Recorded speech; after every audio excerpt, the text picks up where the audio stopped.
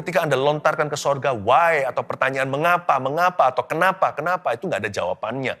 Kalau Allah daulat, Tuhan memberi, Tuhan mengambil, terpujilah nama Tuhan. Kita punya tugas hanya memuji Tuhan, tidak bisa melawan. Siapa kita orang berdosa?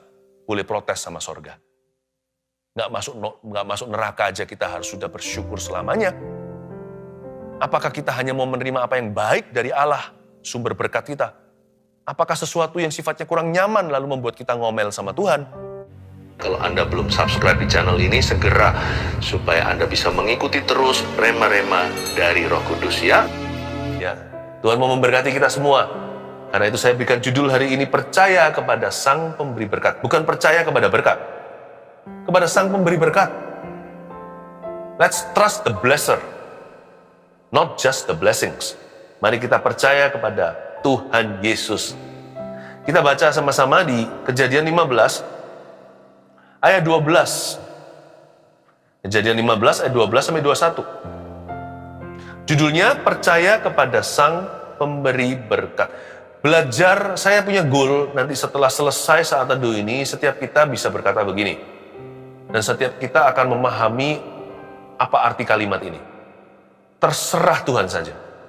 Ya, paling enak hidup itu begitu. Terserah Tuhan. Udah Tuhanlah yang tentukan.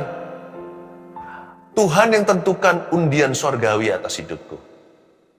Terserah Tuhan saja, sebab Dia yang paling tahu apa yang terbaik untukku. Tuhan itu yang paling mengerti apa yang baik untuk saya. Tuhan yang paling paham apa yang kubutuhkan. Bahkan keinginanku pun tidak tersembunyi dari hadapannya. Terserah Tuhan saja. Udah jangan ngomel melulu. Jangan kita itu pilih-pilih. Problema juga nggak bisa milih, berkat juga nggak usah pilih. Serahkan ke tangan Tuhan, karena Tuhan yang paling ngerti ari-ari. Bahkan lebih dari ibu atau mama yang melahirkan kita, Tuhan itu lebih paham Anda dan saya. Luar dalam Dia kenal. Nah sekarang kita bicara tentang Abraham, bapak yang diberkati ini. Dan Tuhan bicara sama dia tentang berkatnya, tapi ada satu plot twist di sini, ada sesuatu yang tidak terduga. Mari kita baca. Menjelang matahari terbenam, tertidurlah Abraham dengan nyenyak. Lalu turunlah meliputinya gelap gulita yang mengerikan. Yang ini bukan setan ya, gelap gulita yang mengerikan ini bukan seperti orang yang ditindih oleh roh jahat, tapi ini Tuhan sedang mewahyukan sesuatu yang rada nggak enak. Ayat 13, firman Tuhan kepada Abraham, ketahuilah dengan sesungguhnya bahwa keturunanmu akan menjadi orang asing dalam suatu negeri, yang bukan kepunyaan mereka, dan bahwa mereka akan diperbudak dan dianiaya 400 tahun lamanya. Wah, yang beginian nubuatan kita nggak kepingin punya. Kita kan sukanya yang bagus-bagus, yang indah-indah.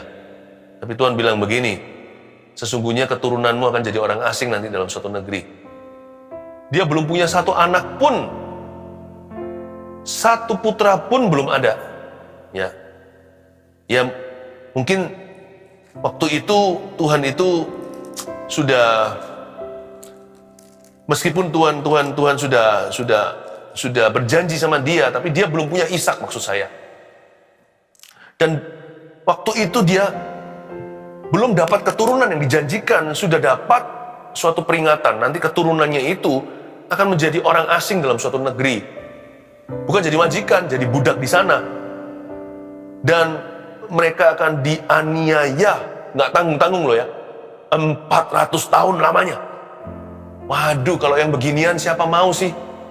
Kalau dinubuatin yang bagus-bagus, semua kita antri. Tapi kalau Tuhan wahyukan sesuatu yang sifatnya di luar ekspektasi, dan sesuatu yang kita tidak inginkan, sesuatu yang menyakitkan, jelas-jelas di luar zona nyaman, jangan pilih-pilih sama Tuhan. Apapun Tuhan wahyukan itu pasti baik untuk kita. Meskipun kadang-kadang ada pewahyuan yang kurang baik menurut pandangan kita, tetap kalau itu keluar dari sumber Allah yang baik, semua itu akan baik pada akhirnya. Kalau saya jadi Abraham, tidak mengenal hati Tuhan, di ayat 13 saya pasti akan ngomel. Saya akan bilang begini, Tuhan niat nggak sih kasih berkat? Bisa saja saya menolak berkat itu dan berkata, Tuhan nggak usah deh, nggak usah berkat-berkatan. Karena berkat ini kompleks ternyata, ada komplikasinya. Kalau kasih berkat gitu aja kan enak, beli putus ceritanya. Tapi ini ada embel-embelnya. Aku akan memberimu keturunan, nanti Ishak akan datang. Sebentar lagi istrimu akan mengandung bayi, itu dari aku, di masa tuanya, itu keajaiban. Itu keturunan adalah perjanjian. Tapi nanti ya, Abraham, beritahu di depan dulu ya, nanti turun-temurun ya, bukan keturunanmu langsung Ishak itu, turun-temurun ke bawah itu nanti, mereka akan diperbudak di negeri orang asing, dianiaya 400 tahun. Kalau saya jadi Abraham mungkin berkata, no need, udah, gak perlu, lupakan, forget it. Tapi ternyata Abraham gak gitu, makanya dia disebut Bapak Iman bukan karena dia percaya kepada janji Tuhan tentang keturunannya. Tapi dia percaya kepada Tuhan apapun nanti penggenapannya. Dan dalam penggenapan janji itu, apapun embel-embelnya, pokoknya kalau dari Tuhan, dia makan semua, dia percayakan. Makanya dia itu Bapak Iman. Karena Abraham tidak berkata, kalau gitu nggak usah deh, nggak jadi berkatnya, aku nggak mau. Bukannya begitu. Sebaliknya Abraham percaya kepada the blesser, dia percaya kepada sang pemberi berkat. Asal Tuhan berkata, itu pasti baik untuk aku. Karena Tuhan tahu apa yang dia lakukan di dalam hidup saya. Tuhan tuh nggak pernah iseng, dia itu Allah yang penuh dengan tujuan. Dan tujuannya selalu mulia. Tuhan tidak punya rancangan celaka, tapi rancangan damai sejahtera, memberiku masa depan penuh pengharapan. Karena mengenal pribadi daripada janji itu, sebelum mengenal janji itu sendiri, Abraham sudah mengenal Tuhan. Abraham tidak menaruh rasa curiga, Abraham ini beda sama Adam dan Hawa. Adam dan Hawa loh, bukan dikasih janji, berkatnya sudah di situ, itu pun masih bisa mikir, jangan-jangan Tuhan simpan berkat lebih bagus, berkat yang lain. Lalu dia ambil dari pohon terlarang, dia eksplorasi. Di hatinya ada berkata begini, jangan-jangan ini berkat sesungguhnya. Abraham belum lihat berkat, baru janji doang. Tapi dalam janji itu, ada komplikasi. Abraham diberitahu nanti ya, nanti keturunanmu akan mengalami masa-masa pikul salib dulu. Tapi Abraham percaya kepada Tuhannya. Seperti seolah-olah dia berkata begini, if you say so, jikalau memang Tuhan berkata demikian, bukan kehendakku yang jadi, tapi kehendakmu. Makanya keturunan Abraham turun-temurun nanti Yesus Kristus.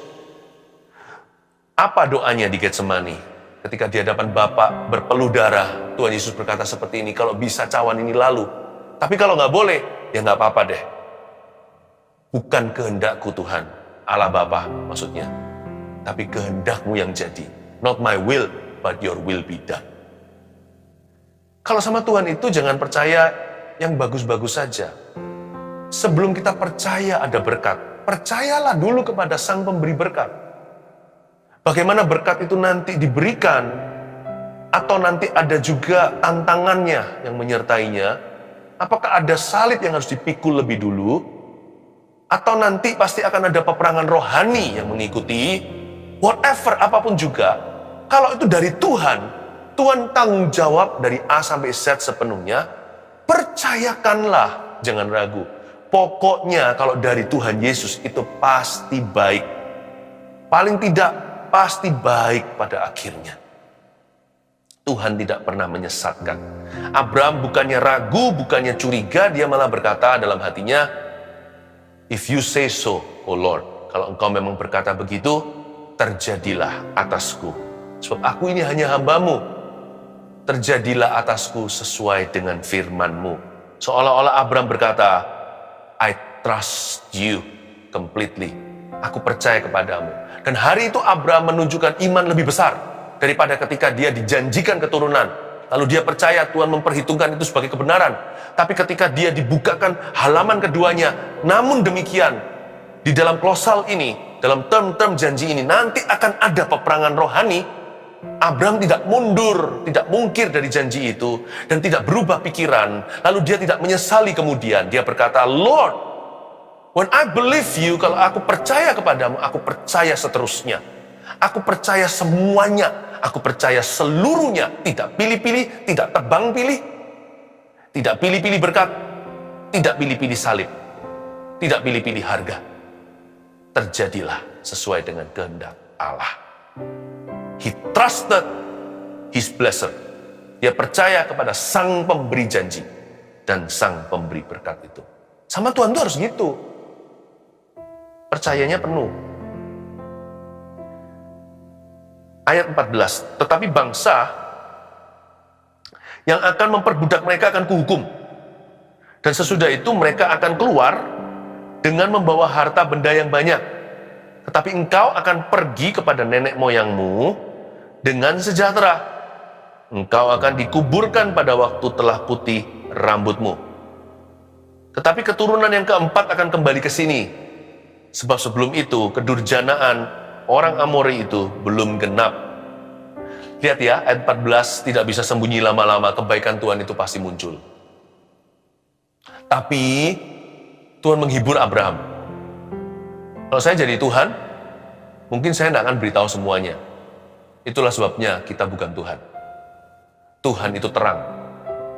Dia tidak ada pertukaran bayangan. Tuhan itu apa adanya.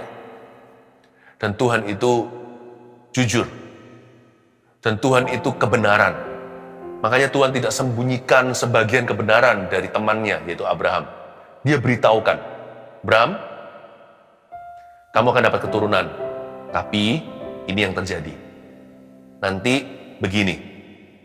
Tapi di ayat 14, Tuhan langsung hibur dia kembali. Karena waktu itu kan sampai-sampai dia itu tidurnya dalam gelap gulita.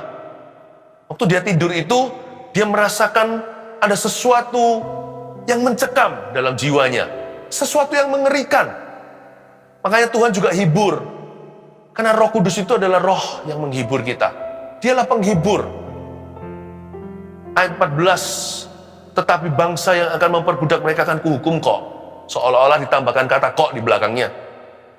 Tapi bangsa yang akan memperbudak keturunanmu nanti itu akan kuhukum kok. Dan sesudah itu mereka akan keluar dengan membawa harta benda yang banyak kok. Coba bayangkan ya kalau tonasinya begitu. Seolah-olah Tuhan beritahu seperti sama Abraham, aku harus memberitahu kamu karena tidak dibenarkan untuk menyembunyikan sebagian kebenaran, karena akulah sang kebenaran. Abraham, saya beritahu di depan ya. Nggak seperti pedagang yang tidak takut akan Tuhan.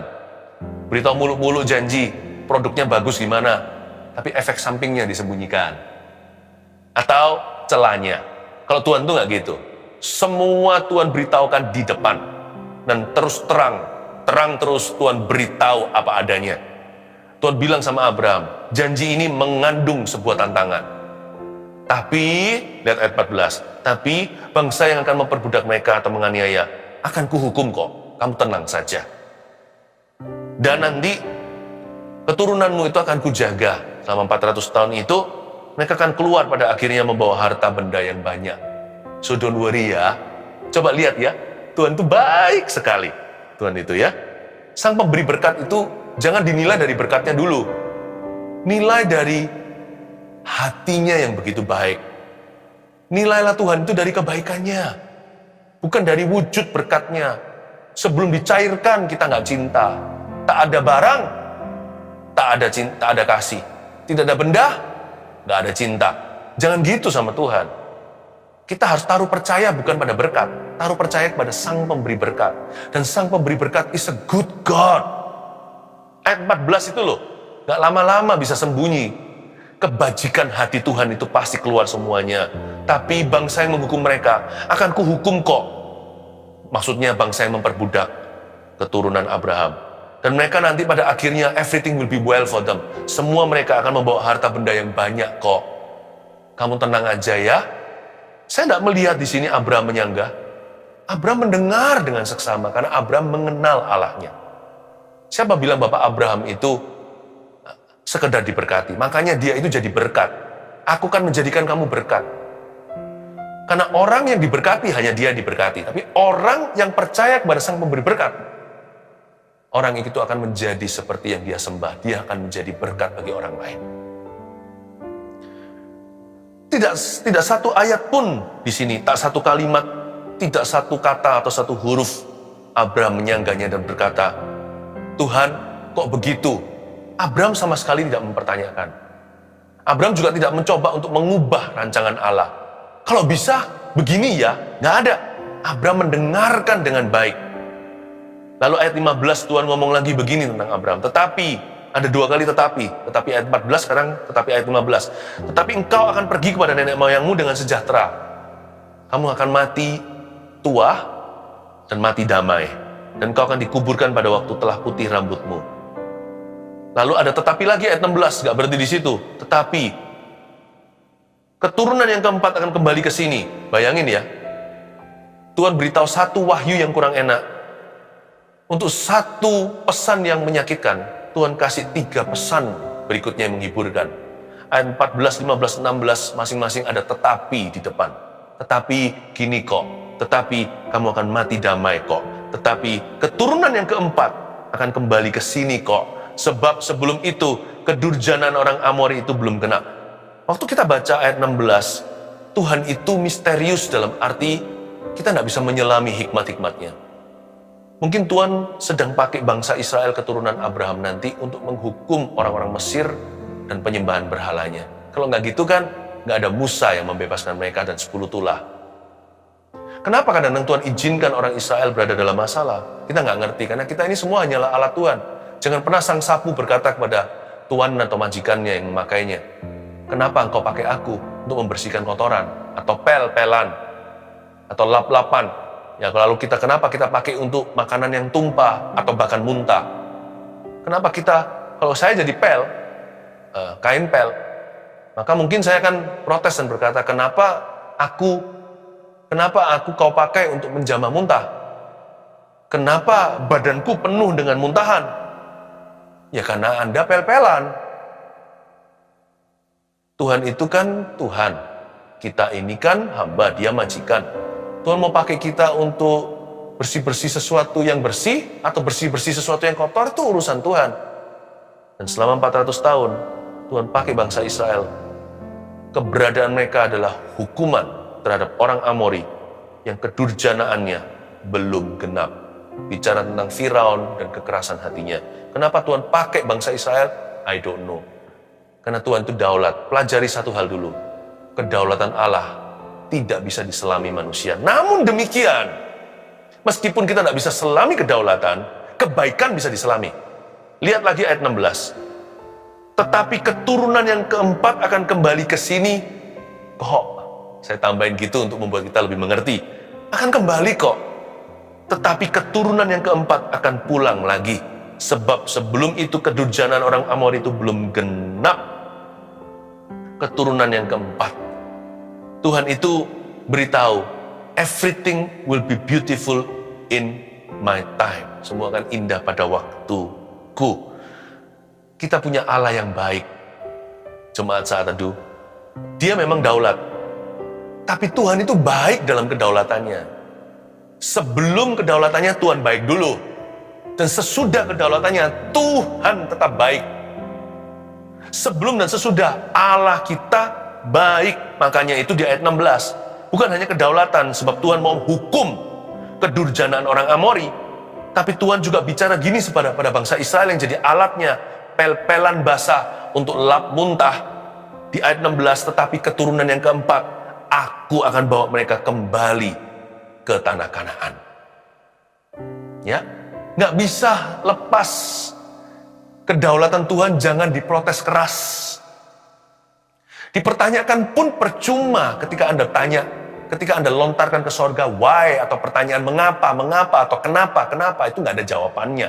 Kalau Allah daulat, Tuhan memberi, Tuhan mengambil, terpujilah nama Tuhan. Kita punya tugas hanya memuji Tuhan, tidak bisa melawan. Siapa kita orang berdosa? Boleh protes sama sorga. Nggak masuk neraka aja kita harus sudah bersyukur selamanya. Apakah kita hanya mau menerima apa yang baik dari Allah, sumber berkat kita? Apakah sesuatu yang sifatnya kurang nyaman lalu membuat kita ngomel sama Tuhan?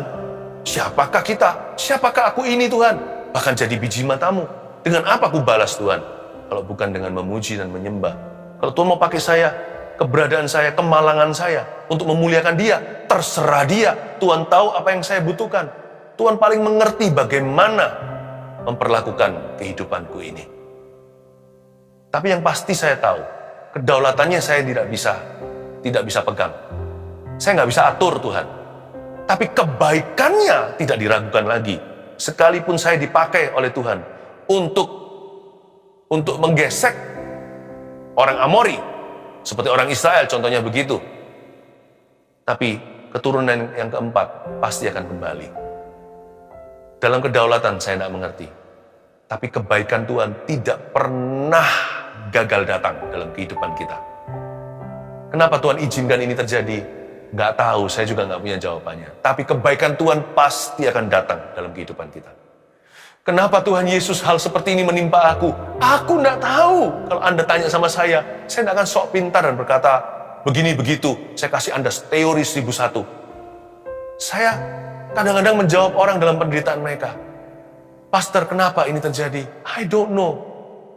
Kadang-kadang saya hanya berkata, I'm sorry, bukan mewakili Tuhan. I'm sorry that you have to go through this. Sorry ya, kamu harus mengalami ini. Padahal bukan salah saya. Tapi saya tidak minta maaf mewakili Tuhan, sebab Tuhan tidak minta maaf sama siapa-siapa. Tuhan nggak utang sama siapa-siapa. Harusnya kita semua itu dapat neraka. Harusnya kita itu disiksa selama-lamanya. Itu yang fair untuk kita. Jadi yang terbaik kadang-kadang saya bisa lakukan pada orang-orang yang menderita adalah menangis bersama dengan mereka. Seperti Yakobus katakan, menangislah dengan orang yang menangis. Berdoalah dengan orang yang menderita. Saya tidak bisa menghakimi, saya tidak bisa menilai. Saya juga tidak bisa menjelaskan tentang Tuhan pada mereka. Saya hanya bisa menunjukkan empati. Tetapi di sisinya Tuhan, saya menunjukkan iman. Iman yang tidak goyah. Sekalipun pohon arah tidak berbunga, pohon anggur tidak ada buahnya, bagianku tetap Tuhan Yesus. He's sovereign. Di ayat 16 dengan jelas Tuhan pakai keturunan Abraham. I will use your descendants. Aku akan memakai keturunanmu untuk menghajar orang Amori. Tapi mereka harus diperbudak dulu. Karena kejahatan mereka akan semakin nyata ketika orang Israel ada di sana. Tapi keturunan keempat, mereka akan kembali. Ya, kamu jangan khawatir kok Abraham, aku setia. Dalam kedaulatannya, Tuhan tetap baik. Sebelum dan sesudah kedaulatan, tetap yang bertahta adalah kebaikan. Ayat 17. Ketika matahari telah terbenam dan hari menjadi gelap, maka kelihatanlah perapian yang berasap beserta sulu yang berapi lewat di antara potongan-potongan daging itu. Pada hari itulah Tuhan mengadakan perjanjian dengan Abraham serta berfirman, kepada keturunanmu lah kuberikan negeri ini, mulai dari sungai Mesir sampai ke sungai yang besar itu, sungai Efrat, yakni tanah orang Keni, orang Kenas, orang Kadmon, orang Het, orang Feris, orang Refaim, orang Amori, orang Kanaan, orang Girgasi, dan orang Yebus itu. Ayat 17 sekali lagi, ketika matahari telah terbenam dan hari menjadi gelap. Tadinya dia tertidur pulas, lalu ada kegelapan meliputi, gelap gulita yang mengerikan. Lalu maka kelihatanlah perapian yang berasap beserta sulu yang berapi lewat di antara potongan-potongan daging itu. Di ayat-ayat sebelumnya nggak kita baca di saat teduh ini, tapi yang saat teduh yang lalu, saya jelaskan bagaimana Abraham mempersiapkan hewan-hewan persembahan. Dia mempersiapkan korban, ya. Lalu ternyata lewat di antara potongan daging itu, perapian yang berasap beserta sulu yang berapi. Apa ini? Ini adalah penampakan pertama tiang api dan tiang awan, you see. Sadarkah Anda? Tiang api, tiang awan zaman Musa nanti, yang membawa keluar bangsa Israel dari negeri Amori, dari Firaun dan tentaranya, perbudakannya di Mesir. Tiang awan, tiang api kan muncul selama di padang gurun bangsa Israel. Sejak waktu dia keluar, Tuhan membelah Laut Merah. Lalu ketika malam hari supaya mereka hangat, kasih tiang api. Ketika siang kepanasan, dikasih tiang awan agar sejuk bangsa ini. Tiang awan, tiang api ternyata sudah ada previewnya, ada trailernya. Tuhan tuh baik ya. Tuhan gak hanya beritahu dalam gelap gulita, nanti keturunanmu Abraham akan dianiaya. Tapi Tuhan juga memberi preview penyertaannya nanti. Allah kita itu selalu tapau atau memberikan kita bekal sebelum kita itu dicobai. Tuhan itu selalu memberi kita senjata sebelum perang. Sebelum kita dianiaya sudah diberikan ketabahan dan kekebalan. Tuhan itu tidak pernah biarkan kita yatim piatu atau telanjang di hidup ini. Tuhan itu baik sekali. Ada preview ternyata kalau Anda lihat, hari itu Abraham sampai nanti ke Musa, itu masih lama. Tapi Tuhan sudah kasih Abraham ini, teman atau sahabat Tuhan, sebuah hint atau sebuah bocoran nanti gimana Tuhan akan memperlakukan keturunannya.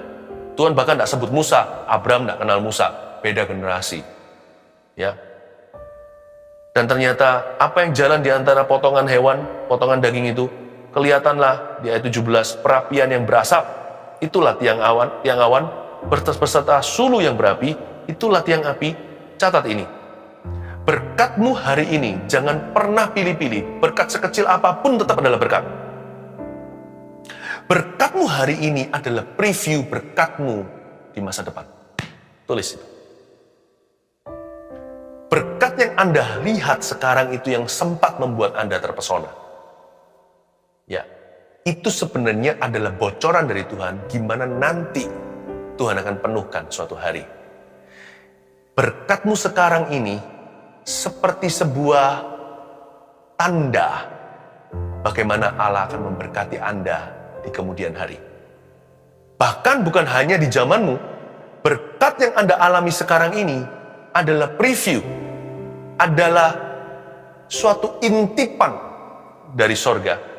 Kita bisa mengintip dari jendela berkat yang kita alami sekarang. Makanya jangan mengeluh gini, 5 roti 2 ikan, hanya 7 doang. Padahal dalam 5.000 orang. Kalau Anda bisa lihat 5 roti 2 ikan itu sebagai berkat, bentar lagi 5.000 orang akan diberkati. Karena berkat yang Anda alami sekarang, sekecil apapun itu juga, itu adalah tanda bagaimana Allah akan memberkati keturunan. Ya, belajarlah curiga yang indah. Ayo, jangan-jangan saya dikasih berkat ini sekarang, karena nanti tahun depan, engkau akan cukupkan. Ayo jangan-jangan, aku diberkati begini, nanti akan dilimpahkan di zamannya putra-putriku. Apa hanya bisa main piano pakai 1 jari, ting-tong, ting-tong, tapi bisa jadi lagu, anaknya nanti seperti Mozart mainnya. Jangan pernah remehkan sesuatu yang sifatnya sederhana. Hutang belum keluar, saya masih sekarang cicil pelan-pelan, tapi cicilan selalu bisa. Tiap bulan selalu ada.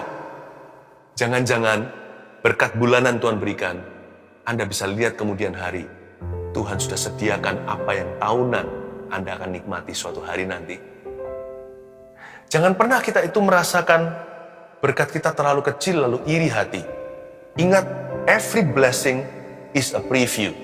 Setiap berkat itu adalah tanda ilahi. Kalau orang menaruh percaya kepada Sang Pemberi berkat, dia akan menaruh curiga kepada berkat-berkatnya. Curiga yang indah, dia akan berkata, wow!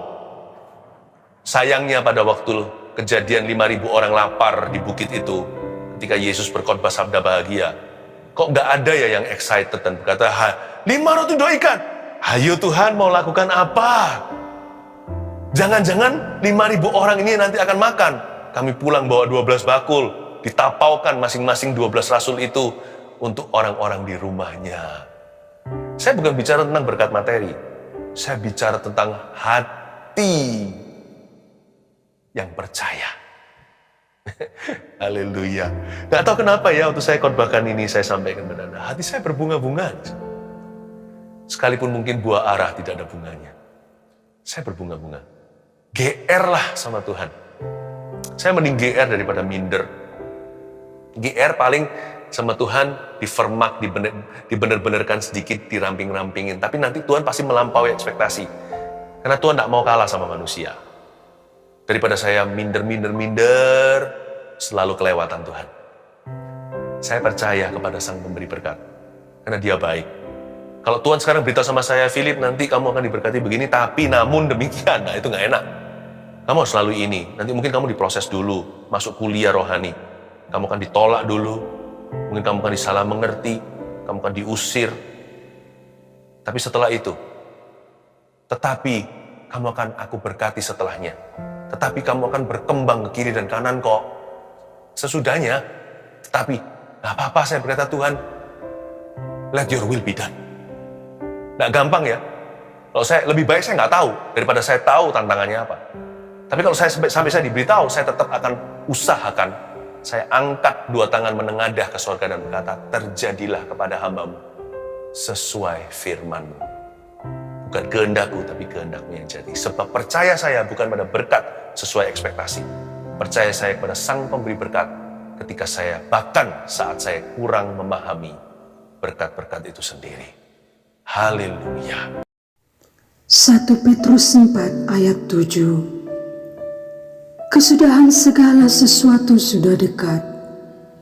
Karena itu, kuasailah dirimu dan jadilah tenang, supaya kamu dapat berdoa. Saudara yang terkasih, terima kasih telah mendengarkan firman Tuhan hari ini. Jangan lupa untuk dukung terus channel ini dengan cara subscribe, like, share, dan juga komen, agar saudara kita yang lain juga boleh terberkati. Tuhan Yesus memberkati kita.